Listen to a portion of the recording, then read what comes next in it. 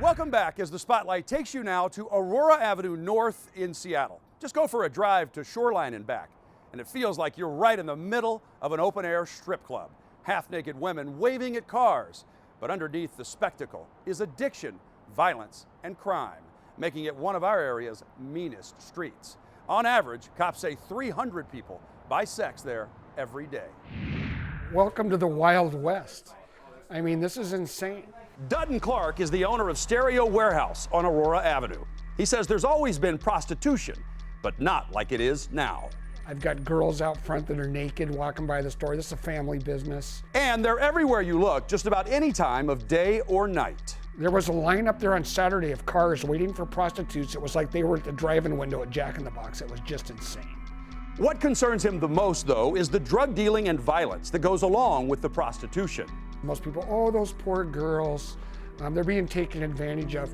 You know, there's a few like that, but most of the girls up here are career prostitutes. They're from out of state, they are criminals, and they will rob you. That's exactly what happened in a case I helped Seattle police solve in 2020. This girl was 16 years old. She was getting guys to pull over, right? And then two guys would run up and carjack him and rob him. Bro, put me on my phone. I need to back up. Back up. I'm gonna take your car. All right.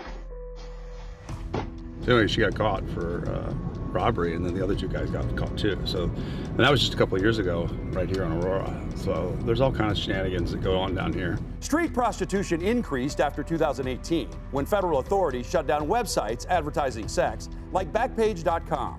Advocates say most of these women are just trying to survive. I mean, we should never be desensitized to the fact that, our population, our community members are being trafficked right in front of us.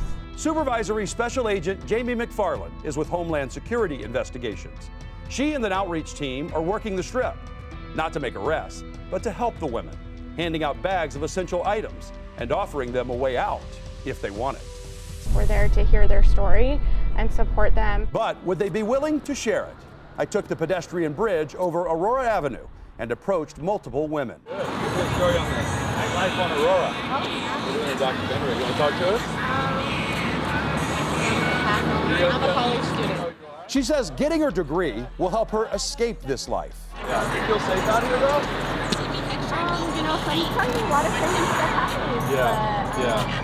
Most of the times, in the morning, it's pretty chill. At nighttime, it's really good. Many of the women seemed afraid, not of our camera, but that somebody might see them talking to us. One agreed to share her story, but said she needed to make a phone call first. Whoever she talked to told her no. I think there are women who are trafficked, who are heavily controlled and don't have a lot of freedom. Dr. Shirisha Danareddy is a professor of medicine at Harborview Medical Center and co-founder of the She Clinic at Aurora Commons. This is not something that they chose to do.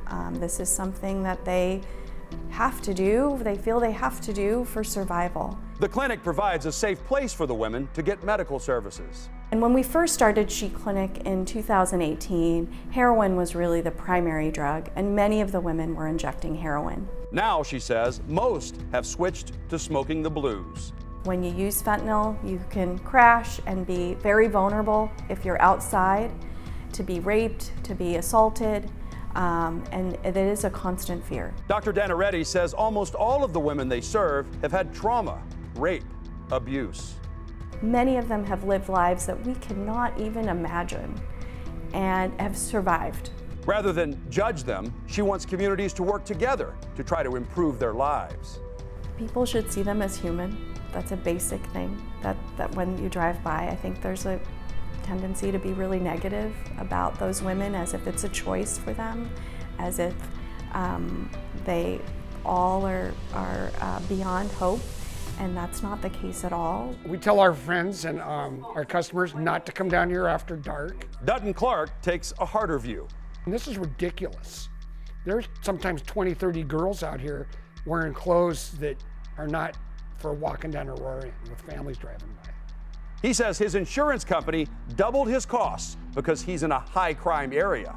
And I couldn't argue with them, because guess what? We are in a high crime area. His solution? Legalize it, tax it, and regulate it. Wake up, City Council. You know, get on it. This is about the people that pay their taxes. It's not trying to protect these people that are criminals. Homeland Security says they've made 70 trafficking arrests so far this year. Dr. Dana Reddy says there is a program for women who want to get out of that life. It's called REST, which stands for Real Escape from the Sex Trade. It's a residential facility where survivors can rest and get treatment. Just go to iwantrest.com for more information.